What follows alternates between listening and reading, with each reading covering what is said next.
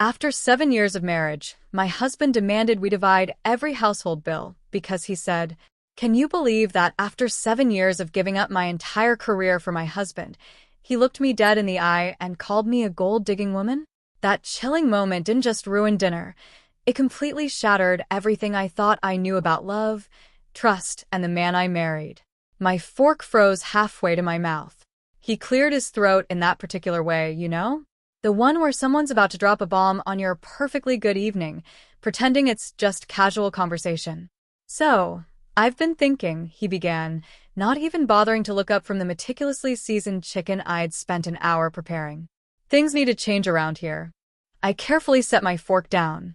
7 years of marriage teaches you to read the warning signs. The way he adjusted his collar, the slight, almost imperceptible pause before speaking, the laptop he'd slyly positioned just within reach on the kitchen counter. What kind of changes? My voice came out steadier than my heart felt. He finally met my gaze, and what I saw there sent a shiver down my spine. It was a cold, calculating glint I'd never witnessed before. "Well, I've been doing some math," he said, pushing his plate away slightly. "And frankly, this arrangement isn't fair to me anymore." "What arrangement?" I asked, completely bewildered. "This whole setup where I work my butt off every single day while you—" He gestured vaguely around our immaculate kitchen, a space I poured my heart into. "Do whatever this is." His words hit me like a splash of ice water. I'd walked away from my thriving marketing career 7 years ago. At his suggestion. A man should provide for his wife, he'd insisted back then, his eyes full of what I thought was love. "I want to take care of you." I'd been hesitant, truly. I loved my career, but he'd been so romantic, so utterly convincing. Now he was looking at me like I was some kind of free-loading parasite. "I've created a spreadsheet," he continued, flipping open the laptop with the enthusiasm of someone presenting a brilliant business proposal. "I've calculated all our monthly expenses. Mortgage, utilities, groceries, everything. From now on, we're splitting it 50/50ths. The screen blared a detailed breakdown of our entire life, reduced to cold, hard numbers. Mortgage, $2,947. Utilities, $340. Groceries, $580. Insurance, $420. The list went on, each item meticulously accounted for. "But I don't have a job," I said quietly, the words barely a whisper. "You asked me to quit, remember?" He waved his hand dismissively. "That was then. This is now. You're a smart woman. You can figure something out. I'm not running a charity here." I just stared at him. This man I'd loved, whose socks I'd been washing, whose meals I'd been cooking, whose insufferable mother I'd been tolerating for 7 years.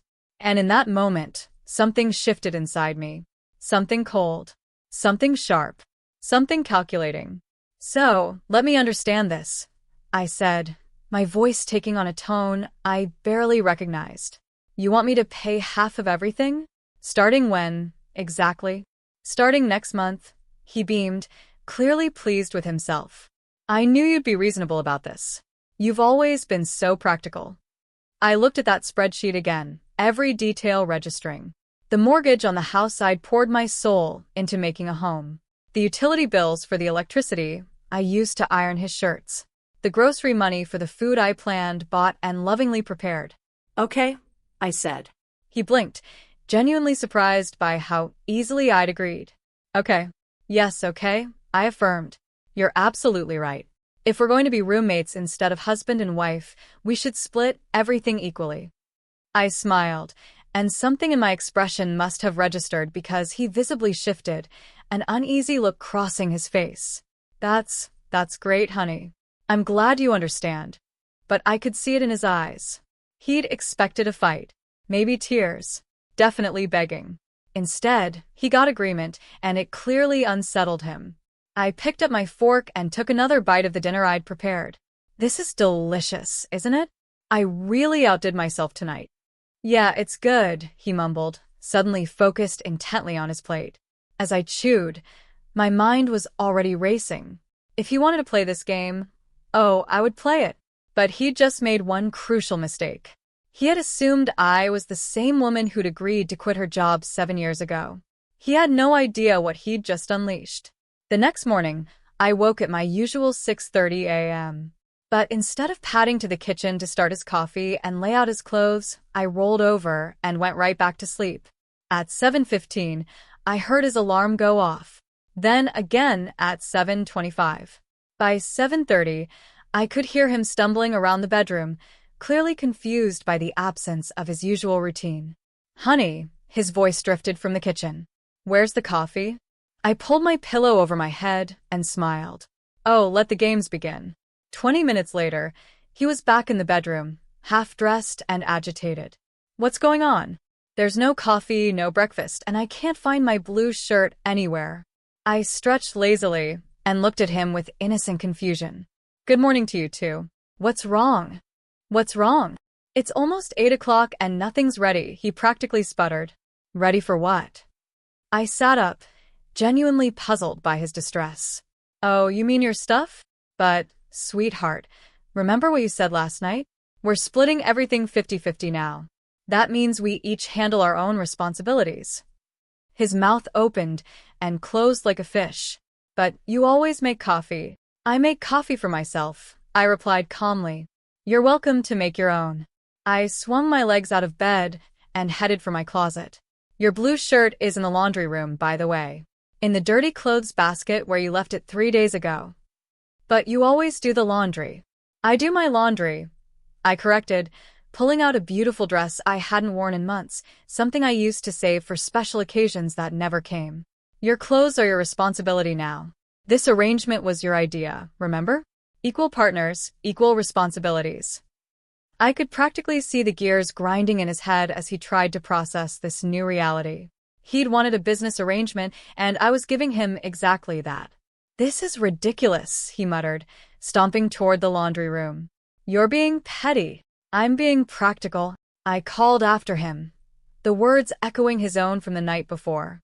"Just like you said I was." While he crashed around looking for clean clothes, I made myself a single cup of coffee in my favorite mug, the one he usually grabbed because it was bigger. I scrambled 1 egg, toasted 1 slice of bread, and sat down to eat in peaceful silence. He reappeared 20 minutes later in a wrinkled shirt that didn't quite match his pants, his hair still messy because he couldn't find the product I usually set out for him. "You look nice," I said pleasantly. "Very authentic." He grabbed his keys with unnecessary force. "This is insane. I'm going to be late for work." "Traffic's pretty bad around this time," I agreed. "You might want to leave a few minutes earlier tomorrow." "Oh, and don't forget to pick up milk on your way home." "We're out." "Pick up milk? That's your job." I looked at him with genuine surprise. "My job? I thought I didn't have a job, remember? Besides, you drink milk too. If you want it in the house, you'll need to contribute to making that happen." The look on his face was priceless, like he was finally understanding what 50-50 actually meant. After he left, slamming the door hard enough to rattle the windows, I sat back down with my coffee and pulled out my phone. Time to do some research. I started with my old LinkedIn profile, dormant for 7 years, but still there. Then I opened a new document and began making lists. My skills, my contacts, my options. At the bottom of the page, I wrote, "Day 1 of independence."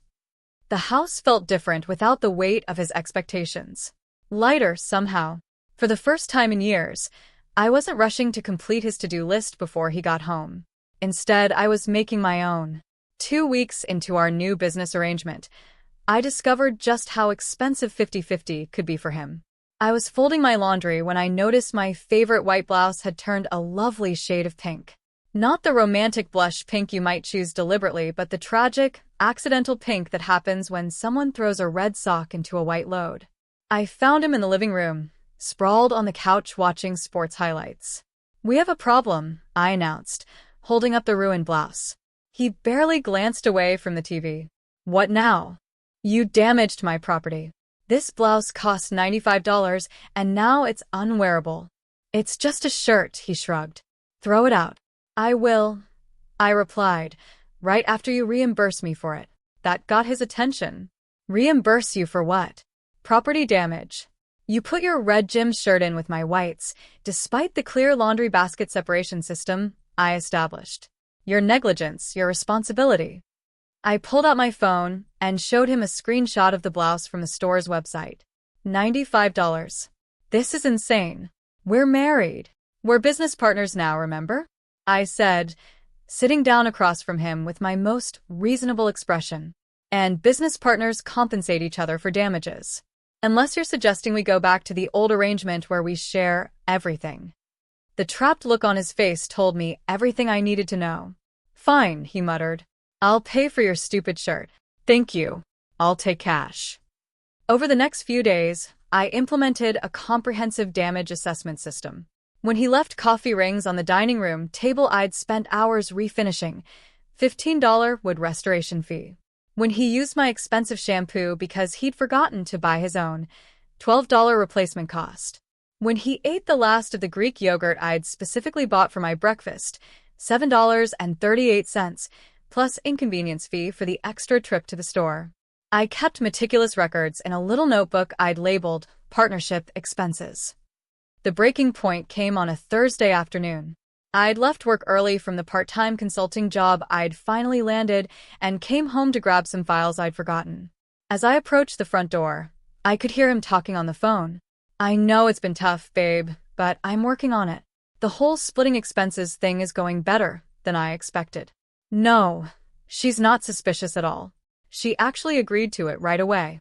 Yeah, I should be able to send you more money starting next month. I know you're struggling since the divorce, and I promised I'd take care of you. Look, once I get her to start paying half of everything, I'll have way more money to help with your rent and the kids' stuff. The pieces clicked into place with sickening clarity. This wasn't about fairness. This wasn't about equal partnership. This was about funding his ex-girlfriend's life while keeping his wife as unpaid household labor. She's been playing housewife for 7 years, his voice continued, dripping with contempt. It's about time she contributed something real. Besides, what's she going to do? Leave? She hasn't worked in years. She needs me more than I need her. I backed away from the door, my hands shaking with a rage so profound it stole my breath. Not just anger, but a pure, crystalline fury mixed with humiliation. How long had he been planning this? How long had he been talking about me like I was some pathetic dependent, while secretly funneling money to another woman? I got back in my car and drove around the block 3 times before I trusted myself to walk through that door without doing something irreversible.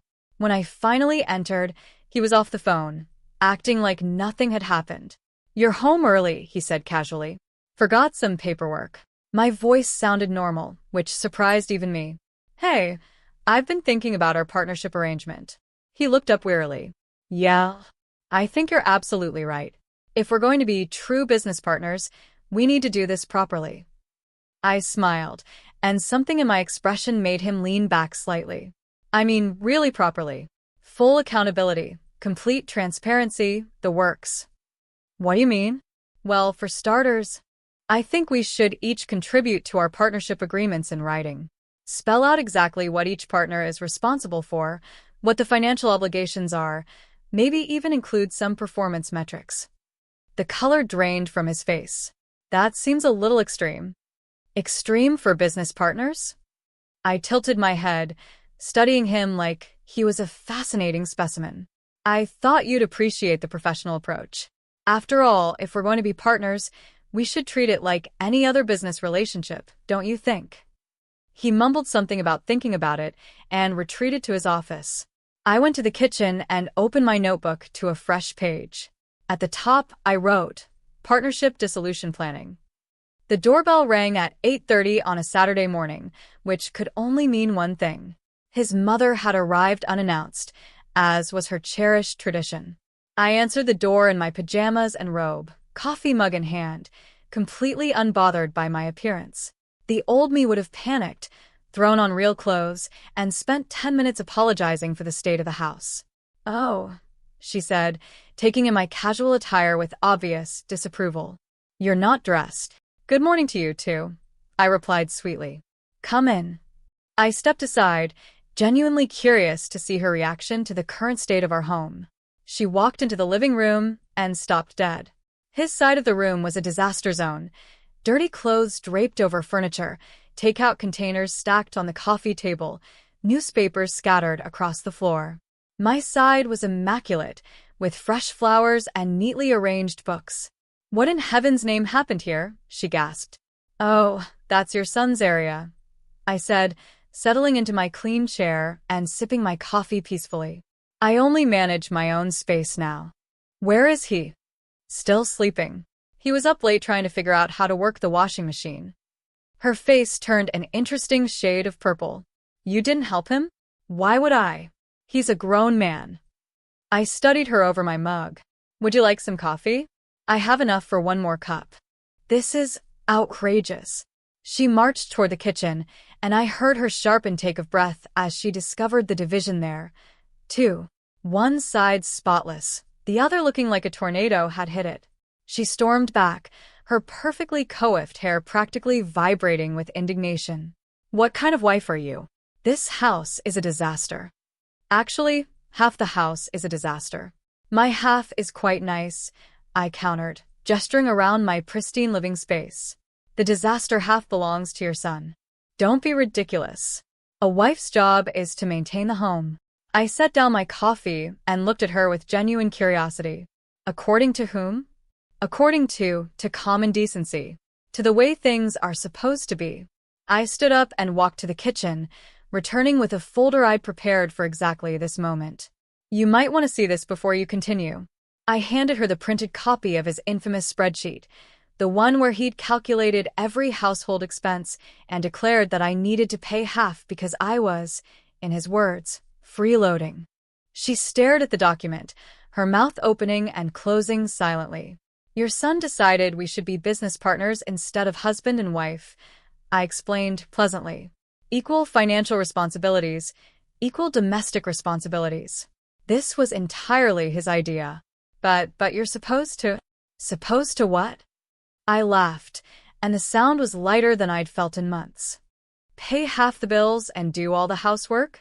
That's not a partnership. That's a scam." She looked around again as if seeing the situation with new eyes. "He didn't mean..." "Oh, he meant it," I assured her. "He spent considerable time creating this spreadsheet. He was very proud of his mathematical skills." I took the document back from her trembling hands. "Would you like me to show you the part where he calculated that my 7 years of unpaid household management was worth $0? The fight went out of her all, at once. She sank onto his dirty couch, apparently not caring about the takeout containers. "I raised him better than this," she whispered. "Did you?" I asked, not unkindly, because this level of entitlement doesn't develop overnight. Heavy footsteps on the stairs announced his arrival. He appeared in rumpled pajamas, hair sticking up at odd angles, clearly unprepared for his mother's visit. "Mom, what are you doing here?" "I came to see why your wife isn't taking care of you properly," she said flatly. "Instead, I find out you've turned your marriage into some kind of business arrangement." He shot me a look that could have melted steel. "She's been filling your head with nonsense." "Nonsense." His mother held up the spreadsheet. "You documented it yourself." The silence stretched uncomfortably. I watched him realize that he couldn't deny what was written in his own hand. Couldn't dismiss his mother's concerns the way he'd been dismissing mine. "Look, it's complicated," he finally said. "You don't understand the whole situation." "Then explain it," his mother demanded. He looked between us, clearly calculating his options. "I just think we should both contribute equally." "What's wrong with that?" "Nothing," I said cheerfully. "Which is why I've been contributing exactly equally. I pay my half of everything and take care of my half of everything. Your half is your responsibility." His mother looked around the room again. Really looked. And I could see her finally understanding the full picture. "I think," she said slowly, "I should go." "That's probably best," I agreed. "This is between business partners now, not family." She stood up, brushed off her skirt, and walked to the door without another word. Before leaving, she turned back to her son. "You made this bed," she said quietly. "Now you get to lie in it." After she left, he turned on me with a fury I'd never seen before. "How dare you embarrass me like that in front of my mother?" I looked at him calmly. "I didn't embarrass you. You embarrassed yourself. I just refused to clean it up." The call came on a Tuesday morning while I was updating my resume for the third time in 2 weeks.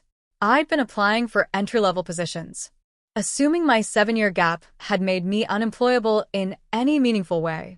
Is this really the marketing genius who used to run circles around all of us in Professor Martinez's strategy class?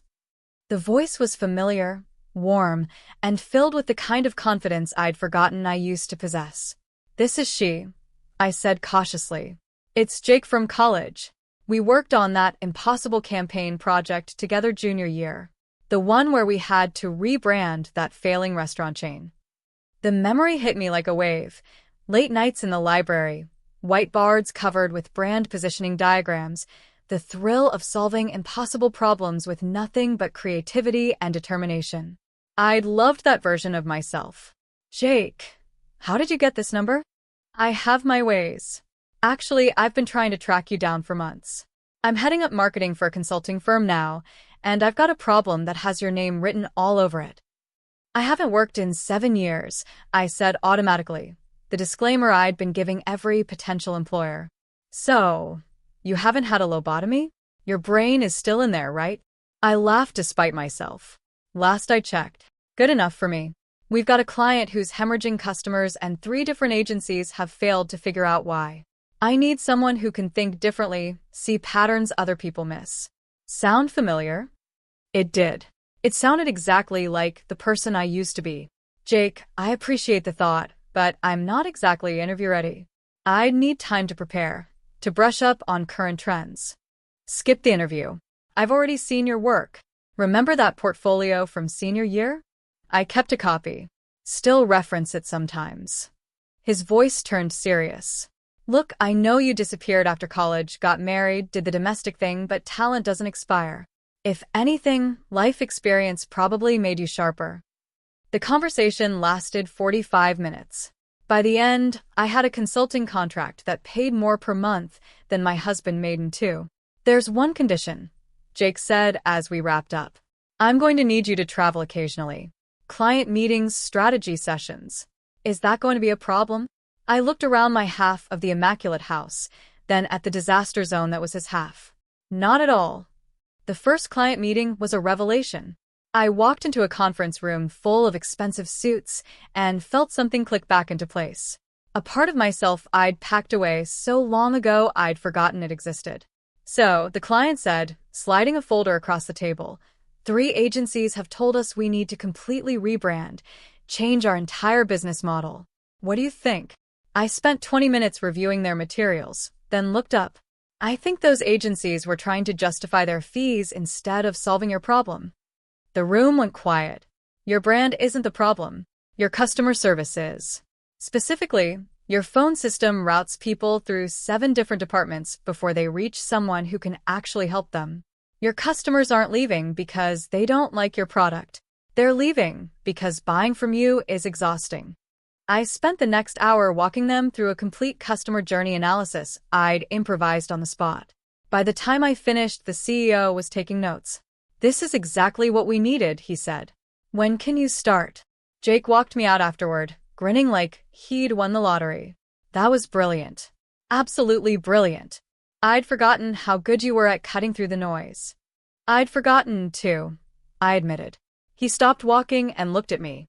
"Seriously, can I ask you something? Why did you stop? You were the most ambitious person in our graduating class. I always figured you'd end up running your own agency by now." The question hit harder than I expected. "I got married. My husband wanted me to focus on the home." "And you wanted that too?" I opened my mouth to give the automatic response I'd been giving for 7 years, that it had been my choice, that I'd wanted to be a supportive wife. But standing there in my professional clothes, fresh from solving a problem that had stumped 3 established agencies, I couldn't make the words come. "I don't think what I wanted mattered much," I said finally. Jake's expression darkened. "That's not okay." "No," I agreed, surprising myself with how calm I sounded. "It's not." He walked me to my car, and as I drove home, I felt like I was seeing everything with new eyes. The strip malls and office buildings I passed weren't just scenery anymore. They were possibilities, opportunities, places where my skills mattered, where my ideas had value. When I pulled into my driveway, I sat for a moment before going inside. The house looked different somehow, smaller, less like a castle and more like what it actually was, just a building. Inside, I found him at the kitchen table with his laptop, surrounded by bills and that infamous spreadsheet. "How was your day?" he asked without looking up. "Productive." I set my purse down and loosened my blazer. "I got a consulting contract. Good money." Now, he looked up. "That's great. How much money?" I named the figure, and his eyes widened. "That's more than I make." "I know," I smiled. "Looks like I won't have any trouble paying my half of the bills after all." The expression on his face was complicated: surprise, worry, and something else I couldn't quite identify. Something that looked almost like fear. For the first time in 7 years, I understood why. She showed up on a Saturday afternoon while he was at his brother's house, probably complaining about his unreasonable wife, who dared to expect equal treatment in her own home. The doorbell rang, and I opened it to find a woman about my age with tired eyes and highlighted hair that needed touching up. She was pretty in a worn-down way, like someone who'd been fighting battles for too long. "You must be his wife," she said, as if that explained everything. "I am," I replied, leaning against the door frame casually. "And you must be the ex-girlfriend he's been financially supporting. Would you like to come in?" Her confident expression faltered. What? "Come in," I repeated, stepping aside. "We should talk." She followed me into the living room, clearly thrown by my calm demeanor. I could practically see her recalibrating, trying to figure out why I wasn't screaming or throwing things. "Look," she started, perching nervously on the edge of the couch. "I know this is awkward, but I'm worried about him. He's been so stressed lately, and I think you don't understand how hard he works." "Oh, I understand perfectly," I said, settling into my chair with a cup of tea I'd been drinking when she arrived. "He works very hard to maintain 2 households on one salary." The color drained from her face. "I'm sorry. He's been sending you money, hasn't he? That's why he suddenly decided we needed to split all our expenses 50-50ths. More money for him means more money for you." She started to deny it, but I held up my hand. "Before you waste energy on lies, you should know I've seen the evidence." I walked to my desk and pulled out a folder I'd prepared weeks ago. Bank statements with highlighted transfers, screenshots of text messages I'd found on the phone bill, credit card charges to a florist in her neighborhood. "February 14th, I said, pointing to one charge. "Roses delivered to your address." "March 23rd, money transfer for $400 with a memo. Rent help." "April 15th, another transfer for $600 with a memo. Kids need shoes." She stared at the papers like they might catch fire. "How did you get these?" "I'm not stupid, despite what both of you apparently think." I sat back down, watching her face cycle through shock, embarrassment, and something that might have been admiration. "He said you didn't know," she whispered. "He said a lot of things," I replied, sipping my tea calmly. "That I was lazy. That I contributed nothing. That I was lucky he kept me around. Did he mention that I've been running his household for 7 years without pay while he convinced me I was worthless?" Her mouth opened and closed silently. "Here's what's interesting," I continued conversationally. "You're not the villain here. You're just another woman he's manipulating. He told you I was some kind of gold digger, didn't he? Made you think you were saving him from a terrible marriage?" She nodded reluctantly. "Just like he made me think I was lucky to have a man who wanted to take care of me. Just like he probably told his first ex-wife that she was the problem, too." "First ex-wife." Her voice was barely audible. "Oh, yes." "Did he not mention her? Interesting." I leaned forward slightly. "Let me guess. He told you that you were different from all the other women who didn't understand him." The recognition in her eyes was painful to watch. "He has a pattern," I said gently. "Find a woman who needs something, security, financial help, validation. Promise to provide it, then slowly make her believe she's the problem when things go wrong." "But he loves me," she said, though her voice lacked conviction. "Does he? Or does he love having someone who depends on him?" I pulled out one more document, a printout of his call logs. "Look at this." Every time he calls you is when he's angry with me. You're not his girlfriend. You're his emotional escape valve. She studied the evidence, and I could see the exact moment when everything clicked into place. Oh, God, she breathed. I'm such an idiot. No, you're not. You're a single mother trying to survive, and he offered you a lifeline. That doesn't make you stupid. It makes you human. We sat in silence for a moment, two women who'd been played by the same man in different ways. What are you going to do? She asked finally. I'm going to stop paying for his games, both literally and figuratively. I gathered up the papers. What are you going to do? She looked around my beautiful home, the home I'd created and maintained while believing I was worthless, and something hardened in her expression. I'm going to stop taking his money, she said firmly. I've been applying for better jobs anyway. I don't need his charity. Good for you. She stood up, then paused at the door. Aren't you angry at me? I considered the question seriously. A month ago, I would have been furious. I would have blamed you for everything. Probably would have fought to win him back. I smiled, and it felt genuine. Now I just feel sorry for whoever he targets next. After she left, I poured myself a glass of wine and sat in my perfectly organized living space. For the first time in months, I felt completely at peace. I'd spent 7 years believing I needed to fight for scraps of affection from a man who was giving the best parts of himself to someone else. Now I understood the truth. There were no best parts. There was just manipulation, skillfully applied to whoever was most vulnerable. The most empowering part wasn't exposing him. It was realizing I didn't want to win him back. I wanted something so much better. The legal papers arrived on a Thursday morning, delivered by a courier who looked apologetic about the whole thing. I signed for them with the same calm I'd been cultivating for months, then sat at my kitchen table to read what my husband thought was his nuclear option. Petition for exclusive use and occupancy of marital residence, the header read. Below that, in legal language that couldn't quite hide the desperation, he was asking a judge to remove me from my own home because I was creating an uninhabitable living situation and preventing him from peaceful enjoyment of his property. I had to laugh. After 7 years of free housekeeping, cooking, and emotional labor, he was now claiming I was the problem because I'd stopped providing those services for free. The hearing was scheduled for the following Tuesday. I spent the weekend preparing, and by Monday night, I had 3 binders full of evidence that told a very different story than the one he was trying to sell. Tuesday morning, I dressed in my best suit, the one I'd bought for client meetings, and arrived at the courthouse early. He was already there with his lawyer, an expensive-looking man in his 50s who clearly thought this was going to be a straightforward case of removing an uncooperative wife. When the judge called our case, I stood with my own representation, a sharp family law attorney who'd taken one look at my evidence and agreed to work with me immediately. Your Honor, his lawyer began, my client is simply asking for the right to live peacefully in his own home. His wife has created an impossible situation, refusing to maintain the household and creating deliberate chaos. The judge, a woman in her 60s with intelligent eyes, looked at me. How do you respond to these allegations? My lawyer stood.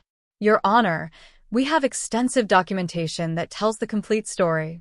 Mrs. My Name, he glanced at me and I nodded, has maintained detailed records of the marital arrangement her husband demanded. We presented everything chronologically. The original spreadsheet where he calculated that my 7 years of household management was worth nothing, bank records showing money transfers to his ex-girlfriend, the written log I'd kept of every time he'd expected me to clean up after him, while simultaneously demanding I pay half of everything.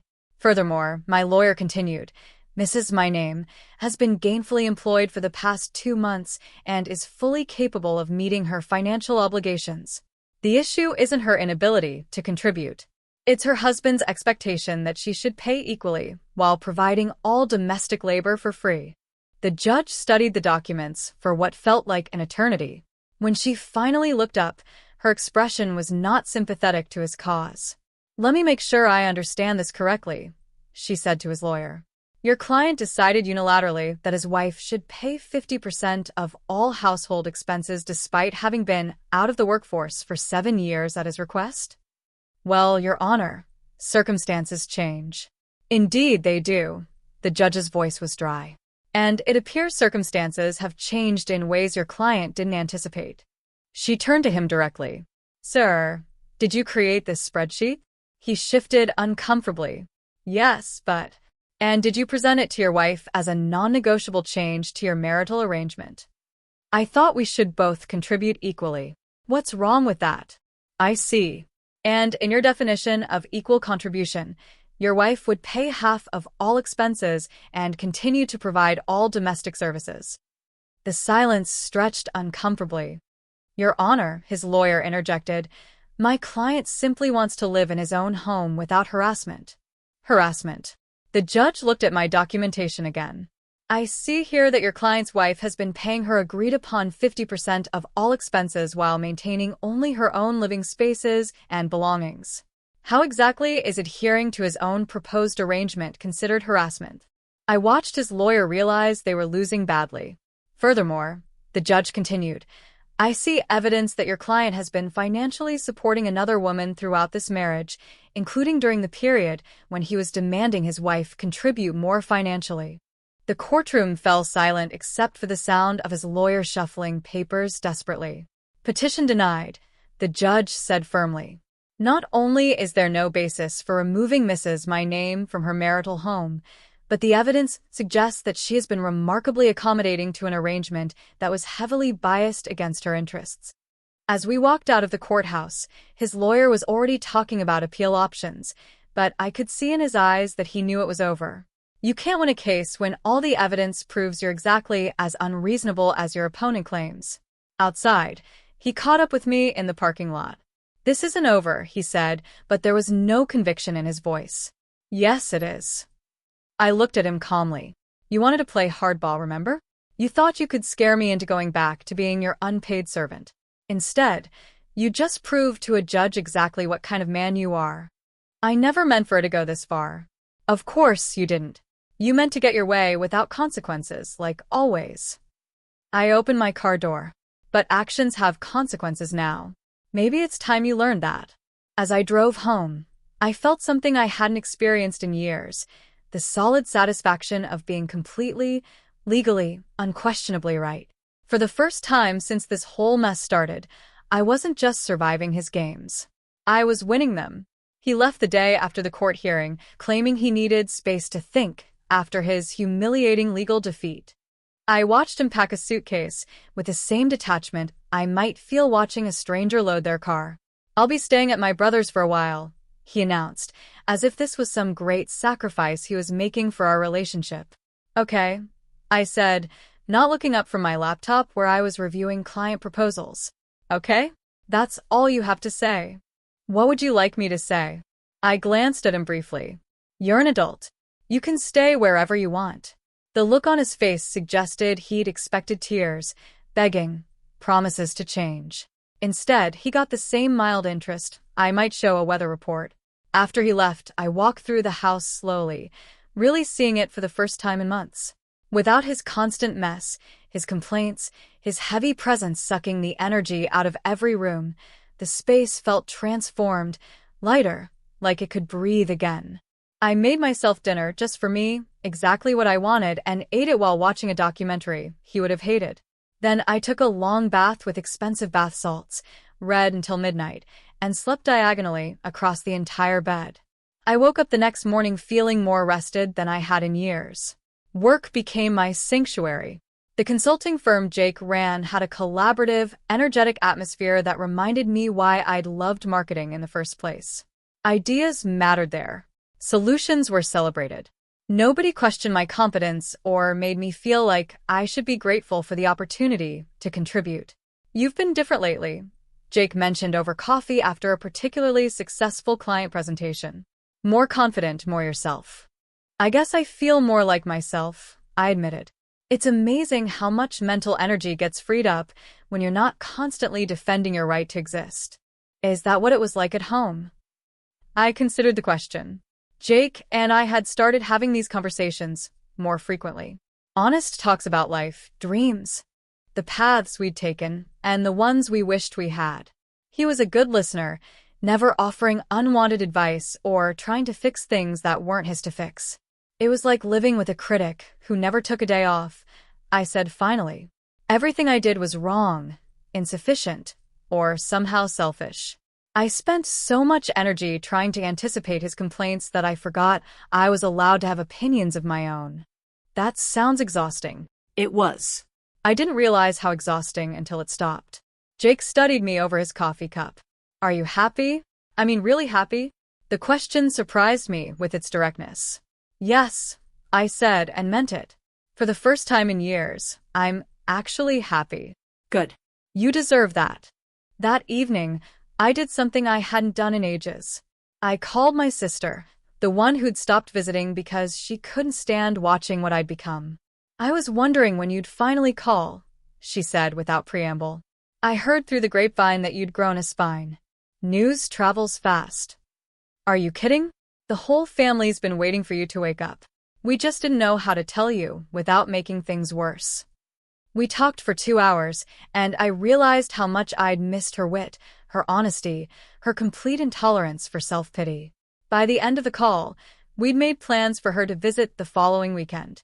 Fair warning, she said before hanging up. I'm bringing wine and terrible movies, and we're going to dissect every bad decision you've made for the past 7 years. I can't wait. The house felt different with him gone. Not empty, but spacious. I rearranged furniture, hung artwork I'd been meaning to display, played music as loud as I wanted. I cooked elaborate meals just because I enjoyed cooking when it wasn't an obligation. I started a garden in the backyard, something I'd always wanted to do, but never found time for when every moment was dedicated to maintaining his comfort. 3 weeks into his absence, he called. I think I've had enough space, he announced, as if he'd been doing me a favor. I'll be home tomorrow. This is your home, too, I said neutrally. You don't need my permission to be here. Right. Good. I'm glad you're being reasonable about this. Reasonable? I almost laughed. He still thought this was about him teaching me a lesson, that his absence was punishment I should be eager to see end. He had no idea that his leaving had been the best 3 weeks I'd had in years. I'll see you tomorrow then, I said, and hung up before he could say anything else. I spent that evening looking around my peaceful, organized, joyful home and preparing myself for the return of chaos. But something had fundamentally changed during his absence. I'd remembered who I was without him, and that person was someone I actually liked. Whatever happened next, I wasn't going back to being the woman who'd accepted crumbs and called it a feast. He came home looking like a man who'd been hit by a truck. Gone was the cocky confidence he'd worn when he left. Instead, he dragged himself through the front door like someone carrying invisible weights. I was in the kitchen preparing dinner for one when he appeared in the doorway. His clothes were wrinkled, his eyes were red-rimmed, and he had the general appearance of someone who hadn't been sleeping well. We need to talk, he said without preamble. About what? I continued chopping vegetables, not bothering to look up. About us. About this whole mess. He slumped into a chair at the kitchen table, the same spot where he'd presented his infamous spreadsheet months ago. I've been doing a lot of thinking. That's nice. She left me, he said quietly. Said she didn't want to be with someone who treated his wife the way I treated you. I paused my chopping for just a moment, then resumed. How unfortunate for you. That's it? That's all you have to say. I set down my knife and finally looked at him. What I saw was a broken man, but I felt nothing. No satisfaction, no pity, no anger, just a vast, echoing emptiness where my feelings for him used to live. What would you like me to say? That I'm sorry she finally saw who you really are? That I'm pleased you got a taste of your own medicine? I shrugged. I honestly don't care enough about your relationship with her to have an opinion. He flinched like I'd slapped him. How can you be so cold? Cold. I considered this. I'm not cold. I'm just done. Done with what? Done with caring about your feelings while you ignore mine. Done with making your problems my responsibility. Done with accepting scraps and calling it love. I turned back to my cooking. I'm done with you. The silence stretched between us, heavy with the weight of 7 years of accumulated resentment and disappointment. I want to fix this, he said finally. I know I screwed up. I know I hurt you, but we can work through this, right? People change. I can change. I laughed, and the sound surprised both of us. It wasn't bitter or angry, just genuinely amused by the absurdity of the situation. Do you remember what you said when you wanted me to quit my job? I asked. What does that have to do with anything? You said a real man takes care of his wife. You said you wanted to provide for me, protect me. You made it sound romantic, noble even. I moved to the stove, still not looking at him. Do you remember what you said when I told you I missed working? He was quiet. You said I was being selfish, that a good wife supports her husband's dreams instead of chasing her own fantasies. You made me feel guilty for wanting something beyond your kitchen. I was wrong about that. Were you? Or are you just saying that because your backup plan fell through? I turned to face him fully. Because the thing is, I don't think you were wrong back then. I think you meant every word, just like you meant every word when you called me a freeloader who needed to start paying her fair share. But you've learned that actions have consequences. That's not the same as changing who you are fundamentally. I leaned against the counter, studying him like a specimen under a microscope. You didn't want to fix our marriage when you were getting everything you wanted from it. You want to fix it now because you're getting nothing. That's not true, is it? When I was doing all the housework and asking for nothing in return, was our marriage broken then? He opened his mouth, then closed it. When I was managing your entire life while you sent money to another woman, was that something that needed fixing? You don't understand the situation with her. Oh, I understand perfectly. She was your escape valve. When you were frustrated with me for being human instead of a perfect domestic appliance, you had somewhere else to put your attention. Someone who made you feel like a hero instead of holding you accountable. I walked to the table and sat across from him, close enough to see the panic starting to creep into his eyes. Here's what I think happened, I continued calmly. You got comfortable having two women competing for your attention. It made you feel powerful, important. But then I stopped competing. And she got tired of being with someone who treats women like disposable conveniences. Now you're alone. And suddenly our marriage is worth fighting for. I love you, he said desperately. I know I didn't show it, but I do love you. Maybe you do, in whatever way you're capable of loving someone. But here's the thing. I don't love you anymore. The words hung in the air between us, simple and final. I don't love the man who convinced me I was worthless while I made his life perfect. I don't love the man who called me a gold digger for wanting basic respect. And I definitely don't love the man who's only here because his plan B didn't work out. He stared at me like I was speaking a foreign language. But I can change, he said again, his voice cracking. I can be the man you need me to be. That's the problem, I said gently. I don't need you to be anything. I don't need you at all. I started packing the next morning while he was at work, methodically going through 7 years of accumulated life and taking only what was truly mine. It was surprising how little that turned out to be. My clothes, my books, my laptop, a few pieces of jewelry that had belonged to my grandmother. Everything else was either his or something we'd bought together back when together meant something. I was folding my last sweater when I heard his car in the driveway. He wasn't supposed to be home for hours, but apparently word travels fast when someone calls out of work to prevent their spouse from leaving. What the hell is this? He stood in the bedroom doorway, staring at the suitcases lined up on the bed. I'm moving out. I continued packing calmly. I found a furnished apartment downtown, close to work. You can't just leave. Actually, I can. I'm an adult with a job and my own income.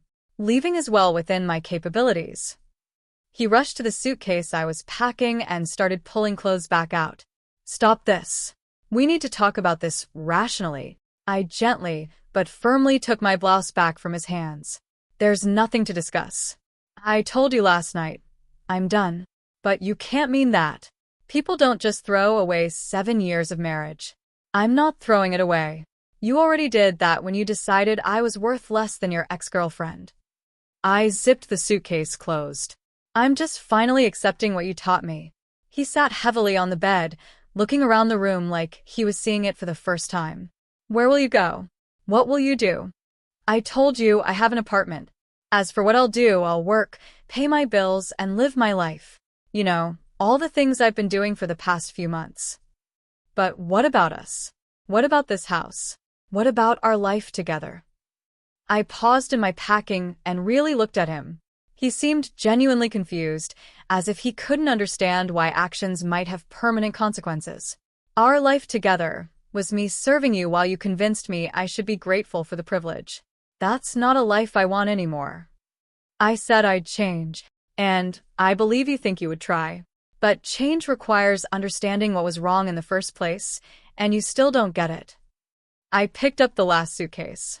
You think this is about the money you gave her, or the chores you didn't do, or the bills you wanted me to split. Those were just symptoms. Symptoms of what? Of the fact that you never saw me as an equal partner. I was either a service provider or a burden depending on what you needed at the moment. That's not love. That's ownership. I walked toward the door, and he scrambled to follow me. Please don't do this. I'm begging you. I'll do anything. I stopped at the front door and turned back to him one last time. Do you know what you could have done 6 months ago that would have saved this marriage? He shook his head desperately. You could have said, thank you, just once. You could have acknowledged that I'd been contributing to this relationship all along, even if it wasn't in the form of a paycheck. You could have treated me like a partner instead of like hired help who wasn't working out. I can say thank you now. I can. It's too late. I opened the door. Thank you only matters when it's sincere, not when it's strategic. The moving truck was waiting outside. I'd arranged everything while he was at work, efficient as always. As the movers loaded my belongings, he stood on the front porch looking lost. How am I supposed to live here without you? He called out. The same way I lived here with you. I called back. You'll figure it out. The apartment was small but bright, with big windows and hardwood floors that reflected the afternoon sunlight. It came furnished with simple, clean furniture that was nothing like the heavy, expensive pieces we'd accumulated together. I loved it immediately. That first night, I sat on my new couch eating takeout from my favorite Thai place, the one he'd always complained was too spicy, and felt something I hadn't experienced in years. Complete peace. No one was going to come home and criticize the way I'd arranged the throw pillows. No one was going to leave dirty dishes in my clean sink. No one was going to make me feel like I needed to justify my existence or apologize for taking up space. I was alone, and it was glorious. My phone rang around 9 o'clock. His name appeared on the screen, and I let it go to voicemail. Then it rang again and again. Finally, I turned it off. The silence that followed wasn't empty. It was full of possibility, full of choices that were mine alone to make. Full of a future that stretched ahead of me like an open road with no predetermined destination. For the first time in 7 years, I fell asleep without worrying about whether I'd done enough to earn my place in someone else's life. I was home. The first thing I did in my new apartment was buy flowers, bright yellow sunflowers that I placed on the kitchen table where I could see them every morning. In my old life, flowers were an unnecessary expense, a frivolity that would have required justification and probably resulted in a lecture about fiscal responsibility. Now they were just beautiful, and that was reason enough. I spent the first weekend arranging my new space exactly how I wanted it. Books organized by subject instead of alphabetically, because that's how my mind worked. Art hung at heights that made sense for my eyes, not his. The thermostat set to a temperature that kept me comfortable without needing to negotiate. Every small decision felt revolutionary. Work became even more fulfilling without the constant underlying stress of managing someone else's emotions. I found myself taking on bigger challenges, proposing bolder solutions. Jake noticed the change immediately. You're on fire lately, he said after a presentation that had landed us a major new account. Whatever you're doing differently, keep doing it. I'm sleeping better, I said, which was true, but not the whole truth. The whole truth was that I'd stopped living in a state of chronic anxiety, always braced for the next criticism or demand. Jake and I had started spending more time together outside of work. Dinner after long days, coffee on Saturday mornings, walks through the downtown farmers market. Nothing officially romantic, just the easy companionship of two people who genuinely enjoyed each other's company. He never asked for more than I was offering. never made me feel like his attention came with strings attached. When I mentioned that I wasn't ready for anything serious, he'd simply nodded and said, "Fair enough. I like spending time with you regardless." It was the first time in years that a man had accepted my boundaries without arguing, pouting, or trying to convince me I was wrong about my own feelings. "You know what's weird?"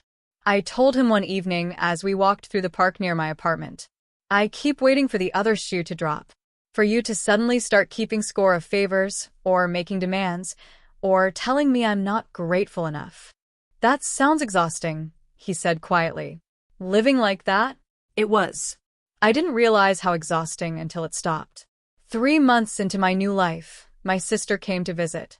She walked through my little apartment with obvious approval, taking in the flowers, the books arranged just how I liked them, the general atmosphere of contentment. "You look different," she said over wine and takeout. "Younger, somehow." "I feel younger. Like I got my life back." "Are you dating Jake officially yet?" "We're taking it slow. Really slow." I curled up in my favorite corner of the couch. It's nice not having to rush into anything. He's not going anywhere, and neither am I. "Good for you. After 7 years of walking on eggshells, you deserve someone who lets you set the pace." My phone had stopped ringing weeks ago. The desperate voicemails had tapered off, then stopped entirely. I'd heard through mutual friends that he was struggling with basic household tasks, living off frozen dinners, and wearing wrinkled clothes. Part of me had expected to feel guilty about this, but I didn't. His incompetence wasn't my emergency anymore. "Do you miss it at all?" my sister asked. "The marriage. I mean, not him specifically, but the idea of it." I thought about the question seriously. I missed the marriage I thought we had in the beginning, the partnership I thought we were building. But that was mostly in my head anyway. The reality was me doing all the emotional labor while pretending we were a team. And now I actually am free to build the life I want instead of constantly adapting to someone else's vision of what my life should look like. That night, after my sister had gone back to her hotel, I sat in my quiet apartment and made a list of everything I'd accomplished since leaving.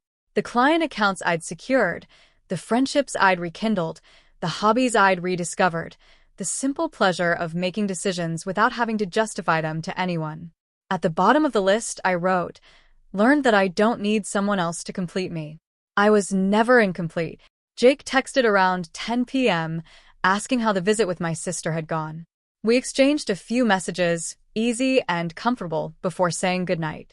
No drama, no hidden meanings, no walking on eggshells trying to avoid saying the wrong thing. Just two people who enjoyed each other's company, building something at their own pace.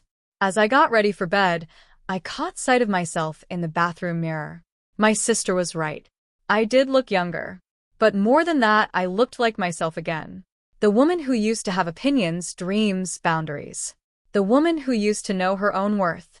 She'd been there all along, just buried under years of being told she was asking for too much by wanting basic respect. I turned off the lights and settled into my comfortable bed, listening to the sounds of the city outside my window. Tomorrow would bring new challenges, new opportunities, new choices that were entirely mine to make. For the first time in years, I couldn't wait to see what came next. 6 months later, he appeared in the lobby of my office building like a ghost from a life I'd almost forgotten. I was coming back from lunch when I saw him sitting in one of the reception chairs, cleaned up and wearing a suit that actually fit properly. "Could we talk?" he asked, standing when he saw me. "Please, just 5 minutes." I looked at this man I'd once loved, once feared disappointing, once built my entire identity around pleasing, and felt nothing but mild curiosity about what had brought him here. 5 minutes, I agreed, leading him to a small conference room where we could speak privately. He looked nervous in a way I'd never seen before, like someone approaching a job interview for a position they desperately needed but probably wouldn't get. "You look good," he said, settling into the chair across from me. "Happy. I am happy. I've been working on myself," he continued, the words tumbling out like he'd rehearsed them. "Therapy, anger management, the whole thing. I've learned a lot about how I treated you, how wrong I was about everything." "That's good. Personal growth is important. I can cook now. Really cook, not just microwave stuff." And I've been keeping the house clean, doing my own laundry. I even learned how to iron. He smiled hopefully. I know that probably sounds pathetic, but I wanted you to know that I get it now. I understand what you were doing all those years. Okay. My calm responses seemed to unnerve him. I could see him struggling to find the words that would create the reaction he wanted. I miss you, he said finally. I miss us. I know I don't deserve another chance, but I'm asking for one anyway. I can be the partner you needed me to be. I can be better. I studied his face, looking for any trace of the feelings that used to live there. The love, the hope, the desperate need for his approval. They were gone, replaced by something much more valuable. Indifference. I believe you, I said simply. You do. His face lit up with hope. Yes. I believe you've learned to cook and clean and manage your own life. I believe you've gained some insight into how poorly you treated me. I even believe you're sincere about wanting to change. Then came the words that would shatter his hope. But it doesn't matter.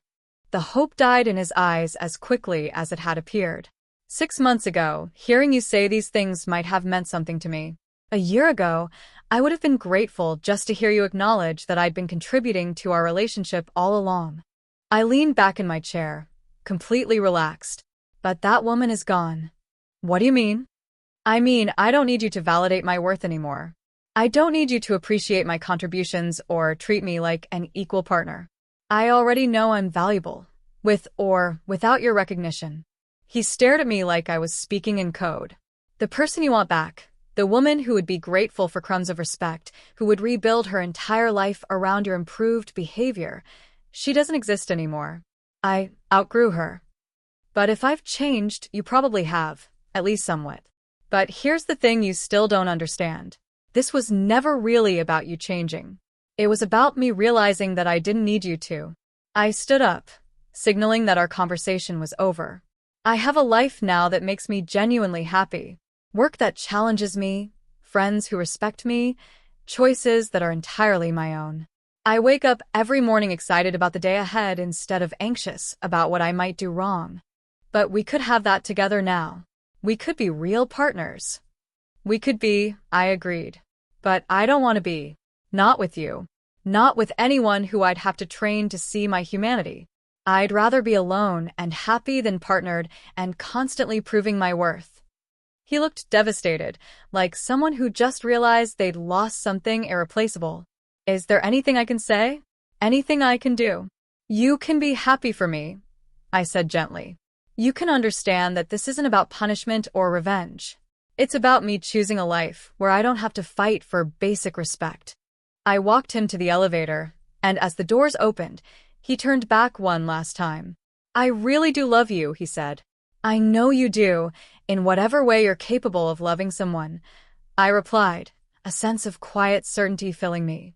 But I love myself more now, and that makes all the difference. The elevator doors closed, and I watched the numbers light up as he descended back to whatever life he was building without me. I returned to my office, where Jake was waiting with coffee and the presentation materials for our 3 o'clock meeting. Everything okay? He asked, noting my thoughtful expression. Everything's perfect, I said, and meant it completely. That evening, I sat in my favorite corner of my apartment with a cup of tea and my journal, documenting the final chapter of a story that had taken me 7 years to finish writing. Outside my window, the city hummed with life and possibility. My phone buzzed with a text from Jake. Dinner tomorrow. There's a new place I think you'd love. I smiled and typed back. I'd like that. Not because I needed him, not because I was afraid of being alone, but because I genuinely enjoyed his company and chose to share my time with him. The difference was everything. I closed my journal and looked around my small, perfectly arranged apartment. Every item in it was there, because I wanted it there. Every choice, from the sunflowers on my table to the book on my nightstand, reflected my preferences and no one else's. 7 years ago, I believed that love meant making yourself smaller so someone else could feel bigger. I'd thought partnership meant erasing your own needs to better serve someone else's. Now I understood that real love for yourself and others required the exact opposite. It demanded that you show up as your full, authentic self and refuse to accept anything less than the same in return. I'd learned that I didn't need someone else to complete me because I had never been incomplete. I'd learned that being alone was infinitely better than being with someone who made me feel lonely. Most importantly, I'd learned that my worth wasn't up for negotiation. As I got ready for bed, I caught my reflection in the bathroom mirror one more time. The woman looking back at me was confident, content, and completely free. She knew exactly who she was and what she deserved. She was never settling for anything less than her true value again.